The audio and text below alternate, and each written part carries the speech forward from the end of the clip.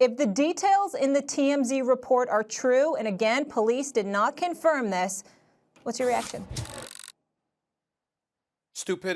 Stupidity, and they deserve to be insulted for it. I'm incredibly disappointed in Dak Prescott, and here's the reason why. We are in a situation, we're in a national crisis right now, a global crisis, to be quite honest with you. A whole bunch of people are dealing with this. You have executive orders from the governor. I understand that it may not have been 30, as some people have reported. It may have been 10 or whatever the case may be. But if you're Dak Prescott, who's obviously vying to be arguably the highest paid player in football and what have you, and you see what sports leagues are having to deal with at this particular moment in time, why would you put yourself in a situation like that to have headlines like that being circulated all over the place? Why would you do that? The National Football League obviously hasn't been drastically affected in terms of games themselves because this all happened during their offseason. The draft is going to be affected. The NFL is going to lose money because of that. Obviously, the networks publicizing it like us, ESPN, is going to lose money because of that.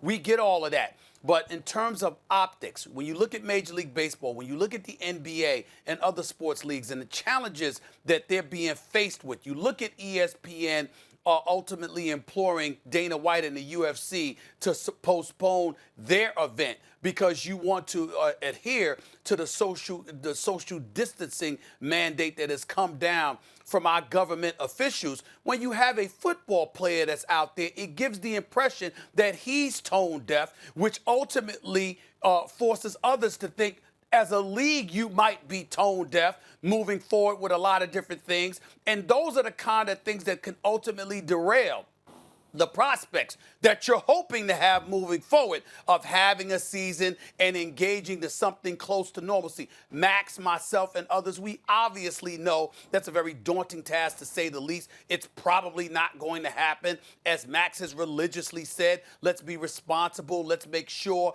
that we're putting the right level of information out there and we are disseminating the right message as it pertains to the importance of social distancing, upgrading tests, expediting that process, ultimately finding a vaccine. We get all of that.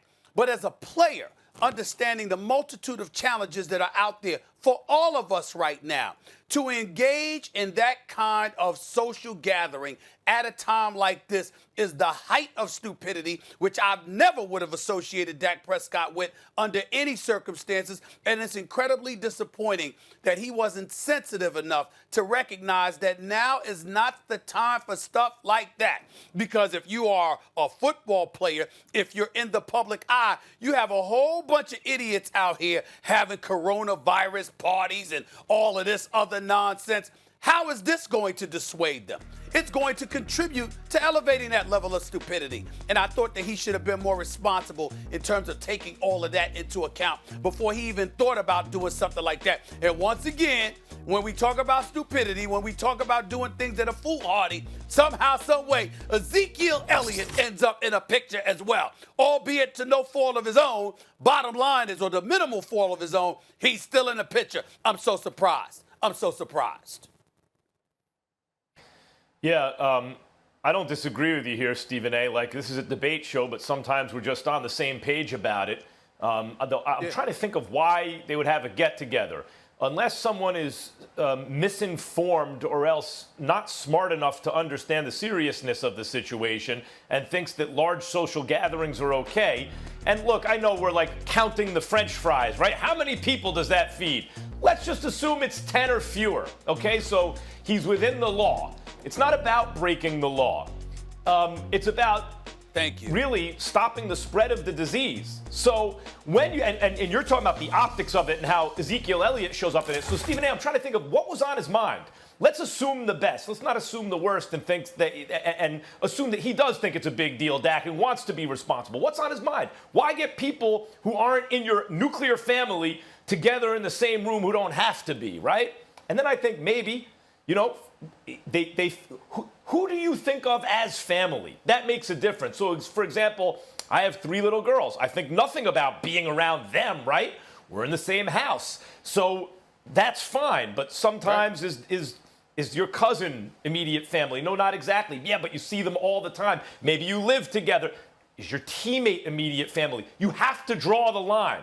Because the problem is, since every human being can be a vector for the disease, and it's highly contagious, and the people are asymptomatic. They don't know that they're sick while they're contagious. If there are, let's say, 10 people in that house, and they all go back to their actual families, and there are 3 or 4 people at least in each house, then the chance for infection spreads, it raises, and it spreads. This is the issue with it. It spreads geometrically or exponentially, right? It's not just that you're thinking, well, I won't catch it or this other person won't catch it.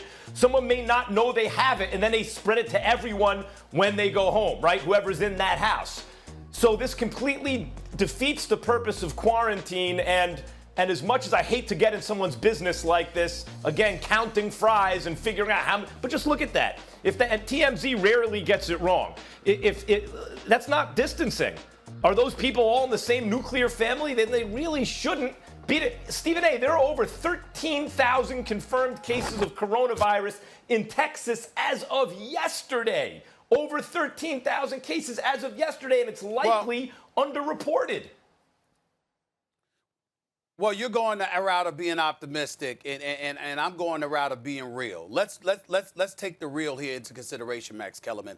The chances are TMZ wasn't in the man's house, okay? Which means that somebody who showed up to the party decided to take the photo, all right, and disseminate it. That's number one. Mm-hmm. Number two, clearly they have no regard for the public seeing that and recognizing that they wanted everybody to know. Excuse me, look at what we're doing here. So somebody at that party was idiotic enough to disseminate that kind of photo to sort of encourage people to at least admire what they're doing or to emulate their behavior.